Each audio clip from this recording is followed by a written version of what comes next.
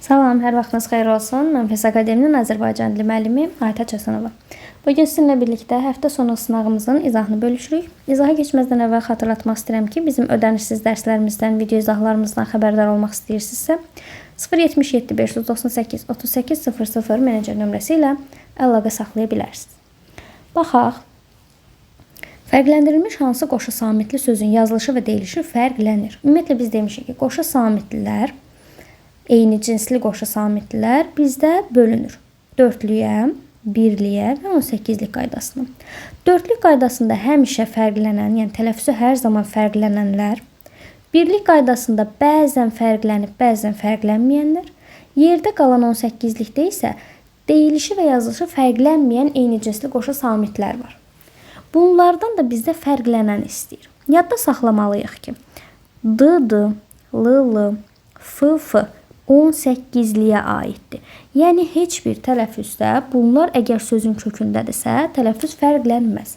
Amma D variantındakı kəşfiyyat sözü qoşa y birlik qaydasına aiddir və birlik qaydasındakı kəşfiyyat sözü. Əgər kəşfiyyat sözündə, yəni ümumiyyətlə sözlərdə qoşa y kökdədirsə, elə qoşa y olaraq da qalacaq tələffüzdə.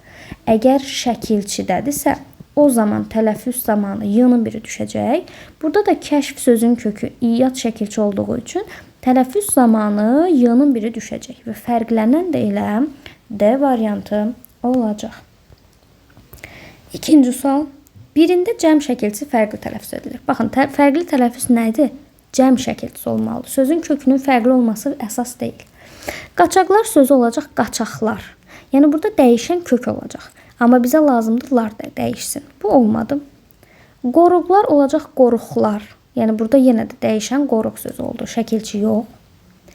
Daha sonra bayramlar el olduğu kimi qalacaq. Düzlər sözünün tələffüzü olacaq düzdər. Dəyişənlər şəkilçisi buradadır. Cavab D variantı.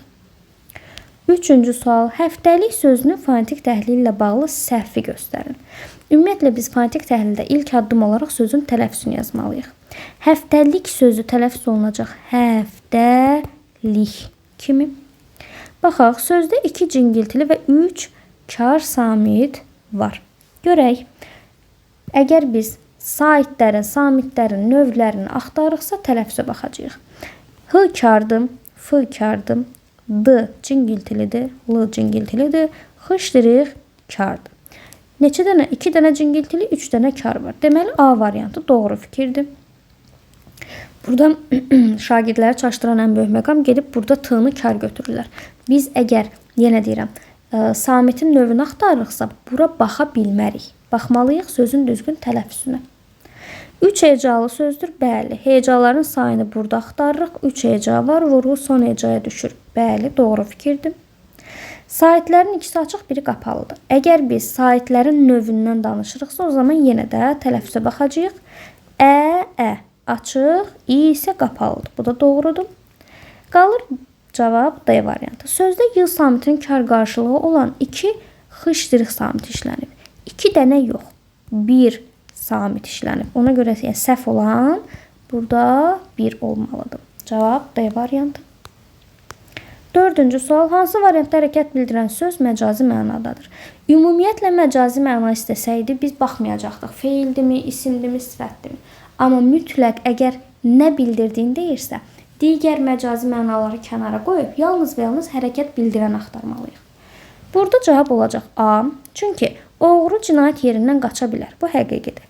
Gözəl söz xəstə üçün dərmandır. Burada hərəkət bildirən söz məcazi mənada yoxdur. Şirin meyvələri səbətə yığdım. Burada da meyvələri səbətə yığa bilərik. Bunlar hamısı həqiqidir. Amma nəhayət ki, külək yatdı. Küləyin yatmağı isə məcazi olacaq. Yəni, hərəkət bildirən məcazi A variantından qeyd olunub. Hansı cərgədəki bütün sözlər amonim sözlərdir və yalnız cingiltili samitlərdən ibarətdir? Baxaq. Bəstdə.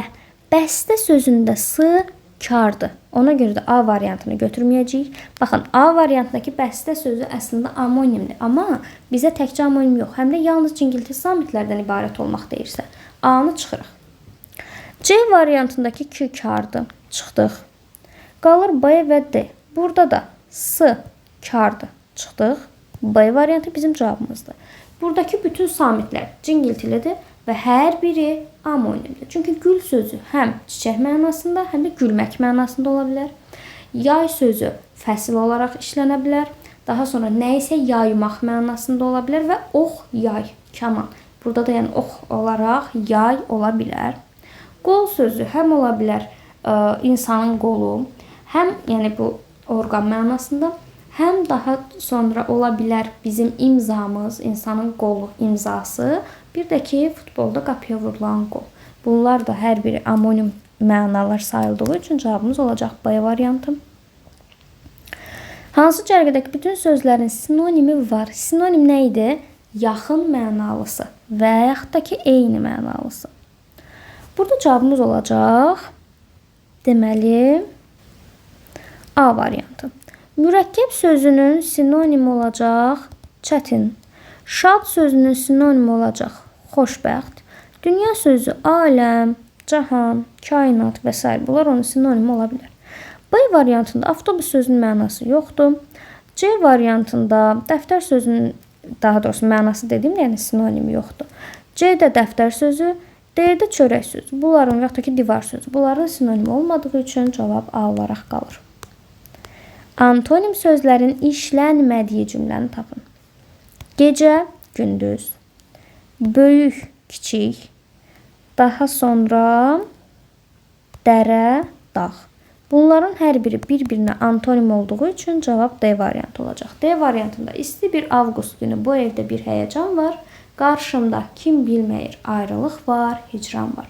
Bu belə deyək də misralarda heç birində antonim söz yoxdur. Antonim nə idi? Bir-birinin əksi olan sözlər.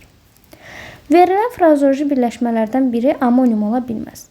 Can vermək, həm ölmək, həm dirilmək mənası var. İki fərqli mənası varsa amonim götürəcəyik. Ürək yanmaq. Biri var yazığı gəlmək, bir də var kədərdən ürəyi yanmaq.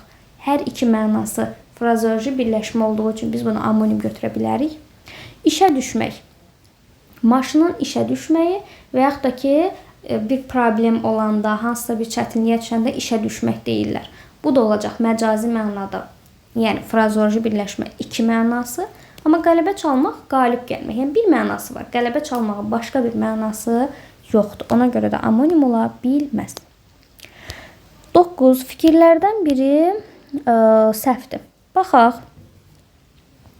Yad sözü amonim olub isim və sifət kimi işlənir. Bəli, insanın yadı, yaddaşı isim və yaxud da ki yad insan sifət kimi ola bilər. Bu doğrudur. Atlas parça növü, atlas xəritələr toplusudur. Bəli, son samitlərinə görə fərqlənən sözlərdir.